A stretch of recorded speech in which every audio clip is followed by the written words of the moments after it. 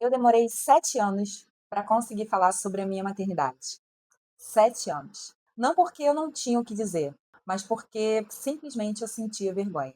Vergonha de admitir os meus sentimentos, vergonha de não me ajustar ao que a sociedade espera de mim como mãe, vergonha de não viver a maternidade como o mundo diz que ela deveria ser.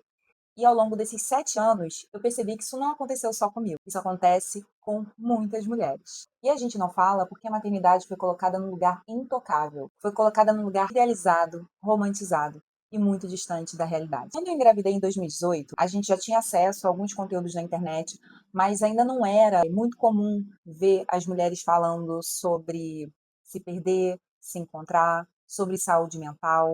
Isso eu entendo que é algo muito recente. Na verdade, eu acho que esses conteúdos eles explodiram após a pandemia em 2020, por conta de toda a questão que a sociedade foi imposta ao longo da pandemia. Então foi justamente a pandemia que deu start no boom de conteúdos relacionados à saúde mental, à maternidade, ao isolamento na maternidade. Então acredito que em 2020 as pessoas se sentiram mais, digamos assim, mais confortáveis em falar sobre o que dói, sobre o que está latente. E da mesma forma, a maternidade entrou nesse caminho de se falar muito mais da questão de saúde mental. Mas ainda assim, com todo esse espaço que foi dado para questões de saúde mental, eu entendo que ainda existe muitos conteúdos, que ainda existe um apelo muito grande na idealização e na romantização da jornada da maternidade, sobretudo com a rede social, com tantos conteúdos que são disponibilizados na internet. Entendo que essa idealização e romantização ela é uma necessidade do mercado que a gente esteja sempre consumindo determinados produtos e conteúdos que atenda ali àquela demanda de mercado pelo consumo e pela idealização para que você atinja um determinado padrão. Em relação à idealização, é aquilo que você é o ideal inalcançável. A gente busca sempre encontrar um padrão dito pelo mercado. Em relação à romantização, eu já tenho até assim uma reflexão sobre isso, porque a romantização, de certa forma, é colocar a maternidade no lugar positivo. E que de fato ela deveria ser, sim. Ela ocupar esse lugar positivo, porque a maternidade em si é uma jornada extremamente potente, profunda, sagrada, desafiadora, sim. Mas o objetivo, o propósito da maternidade é muito profundo e muito especial. Então é muito melhor a gente colocar a maternidade no lugar romantizado que no lugar demonizado, né? Considerando também que que a gente parte do princípio de uma escolha. Ou a gente escolhe demonizar essa função tão importante, essa missão tão sagrada, ou então romantizar essa jornada tão profunda, tão potente, tão cheia de propósito. Que quando a gente se torna mãe, a gente não tem escolha. A gente não tem escolha de dormir mais 5 minutinhos. A gente não tem escolha de talvez não tomar banho naquela hora. A gente precisa resolver aquelas demandas porque a gente não tem outro horário, não tem outra alternativa se não resolver, porque tem um ser ali, tem uma criança que depende da gente. Então eu entendo que a maternidade ela nos coloca num lugar de potência, de ação, ação extrema. A gente não tem escolha de refletir se a gente vai agir ou não. A gente precisa, inevitavelmente, agir naquele momento. E esse lugar de decisão, de tomada de ação, é um lugar de muito poder, é um lugar de muita realização. Embora não pareça, a gente tem essa dificuldade de entender esse lugar de potência, mas é um lugar de muita realização, eu digo até como uma iniciação, porque a partir do momento que você passa por essa iniciação, por esse desafio, que é colocar as coisas em práticas, colocar as coisas para realmente serem realizadas, você toca qualquer coisa. Infelizmente, por muito tempo, esse lugar da ação, da execução, eu coloquei num lugar muito negativo. Eu enxerguei esse lugar da ação como algo muito negativo, como algo de muita exaustão, como algo de que não era negociável, e eu via esse inegociável como algo negativo. Da mesma forma também, esse lugar da não negociação, né, eu acho que entra todas as esferas, não só da maternidade, como do seu relacionamento, da sua casa, da vida em si, né. Você não tem como negociar ir ao mercado, você não tem como negociar botar o lixo lá fora, você tem coisas que são inegociáveis, senão a vida se torna um caos. E quando eu tomei realmente, quando essa ficha caiu, e que não demorou muito para cair, eu tive consciência da realidade. Eu tive consciência do que eu precisava assumir dentro de mim. E quando eu tive essa consciência que eu tinha que assumir aquilo dentro de mim, ficou muito claro o quanto que era importante eu me organizar para cuidar de mim e cuidar da minha filha. Considerando todas essas demandas que eu tive que assumir com a maternidade, eu precisava urgentemente estar de pé para poder dar conta de tantas demandas que eram inegociáveis e que eu tinha que resolver. Invariavelmente, está chovendo, eu tinha que resolver. Se eu estivesse doente, eu tinha que resolver.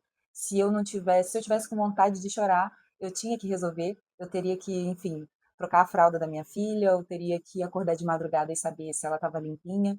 Então, independente da minha condição física ou emocional, eu teria que resolver todas aquelas demandas. Então, ficou muito claro para mim que era importantíssimo eu cuidar de mim. Era importantíssimo eu priorizar o que eu era importantíssimo eu me fazer bem. E aí me chegou o entendimento de que o que a sociedade impõe a nós mulheres, né, a nós mães, é algo enlouquecido, é algo completamente fora da realidade. Se a gente cai nessa, a gente entra em sofrimento, porque a gente nunca vai conseguir atingir esse ideal de mulher perfeita, de mulher maravilha. A gente vai buscar sim a perfeição que atende à nossa essência. A partir do momento que a gente chega ao entendimento de que se nós nos fizermos felizes, se nós buscarmos o nosso autoconhecimento, se nós buscarmos a nossa realização, a gente vai estar cuidando melhor dos nossos filhos. Isso é fato. Quando a gente se realiza, quando a gente se faz feliz, também a gente dá permissão para os nossos filhos também viverem isso. Então, assim, quando a gente diz, o ideal de mulher perfeita, é, o ideal materno, a mulher maravilha, digamos assim, a mulher que dá conta de tudo, né? O que que é essa mulher? Será que essa mulher se encaixa na sua realidade? Será que esse ideal que é instagramável se encaixa no seu dia a dia? O que que a sociedade vende pra gente? A sociedade vende pra gente que a mãe perfeita é a mãe que acompanha todas as festas do filho, que acompanha todos os deveres de casa, que é aquela criança que obedece à mãe, que vai tomar um banho na hora que a mãe pede, que fala com todo mundo, que dá bom dia, boa tarde, boa noite, é aquela mulher que está disponível, perfeita, linda, maravilhosa, sarada e disponível ali para o seu marido o tempo todo. Então, esse ideal encaixa na sua vida? Será que esse ideal que se vende na internet se encaixa na sua vida? Será que essa mulher é extremamente disponível para o marido ou para todas as demandas que a escola coloca se encaixa na sua vida? Se ela não se encaixa, você tem que se questionar: será que eu estou feliz com o que está sendo colocado para mim? Será que isso cabe para mim? Será que eu consigo calçar esse sapato? Ou vai ficar apertado? É justamente isso que eu me pergunto. E uma das coisas que eu tenho aprendido ao longo da minha vida e que tem trazido muito significado é algo assim que eu compartilho com muitas mulheres. Para quem não sabe, eu também dou aula de dança, sou professora de danças para mulheres. E a dança, ela chegou para mim como um grande presente. Foi um grande presente que eu recebi da minha avó materna quando eu tinha 5 anos. E naquela época eu dançava porque eu era uma criança que gostava de dançar. Eu sempre gostei de dançar, desde quando eu era um bebê. E com 5 anos ela me trouxe isso como um presente e como algo muito especial. Como uma grande herança que ela deixava para mim, para quando eu tivesse nos momentos que eu mais precisasse, eu me lembrasse desse perfume, eu me lembrasse dessa ferramenta de cura, digamos assim. Então, com 5 anos de idade, a minha avó me ensinou a sambar e eu levei aquilo como brincadeira. Porém, em 2020, quando veio aquela pandemia, veio aquela coisa toda em que a solidão doía no osso, né? Eu já era mãe nessa época e eram muitos silêncios que percorriam a minha jornada. Eu precisei, eu precisei me cuidar, eu precisei me curar, sobretudo para cuidar da minha filha com dignidade, para viver minha maternidade com dignidade. E foi aí que eu percebi o quanto que a dança tinha algo assim que é imensurável de valor e que me trouxe muito equilíbrio e um lugar assim de dignidade materna verdadeiramente. Essa jornada de dança foi tão impactante para mim que eu me senti assim que eu tive que transbordar isso para outras mulheres, que eu precisei compartilhar isso, compartilhar essa alegria de viver, compartilhar essa ferramenta tão poderosa com outras pessoas, porque de fato isso me trouxe um respiro na vida, me trouxe uma cor diferente para viver. E eu sinto que quando eu danço, quando eu consigo me realizar dentro da minha dança, quando eu me faço feliz, eu também dou permissão para que a minha filha também se faça feliz. Eu também dou permissão para que ela dance, para que ela busque a verdadeira essência. Então, se eu digo assim para as mulheres, sabe qual é a mulher perfeita? É a mulher que se realiza, é a mulher que encontrou na sua vida, na sua jornada, a sua essência, aquele sapato que encaixou naquele pé daquela mulher. Então, se eu posso compartilhar algo com vocês, é que se vocês querem fazer os seus filhos felizes, primeiramente façam vocês. É claro que a gente tem uma jornada extremamente atribulada, que a gente tem uma série de coisas para fazer, mas dentro de uma visão responsável, dentro de uma visão estratégica, organizada, o que que você tem feito para você que você mostra para sua filha que ela tem permissão de ser ela de verdade?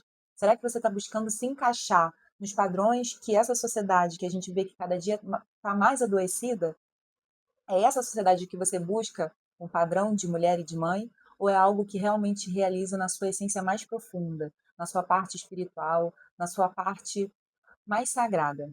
Então, é esse o recado que eu deixo hoje para as mulheres. Busquem a si mesmas, busquem se realizar no que vocês gostam de fazer, para que vocês deem essa permissão, para aquele 50% materno que seu filho carrega, para que ele também viva o que ele é de verdade, sem ter que se encaixar no mundo que, pelo que a gente está vendo aí, está adoecido. Cada dia mais a gente vê as máscaras desse mundo caindo e a gente percebendo que o que tem mais valor é a gente encontrar na gente o que há de mais sagrado e que Deus nos deu, e compartilhou os dons divinos conosco, e que a gente está nessa vida para compartilhar isso com os nossos pares, com as nossas irmãs, com os nossos irmãos, e os nossos filhos verem isso como exemplo e também viverem a sua essência. Então, é esse recado que eu deixo para vocês, mulheres. Eu espero que a minha jornada possa enriquecer também a jornada de vocês e que esse espaço seja um espaço de troca, um espaço de acolhimento. Então, até o próximo vídeo.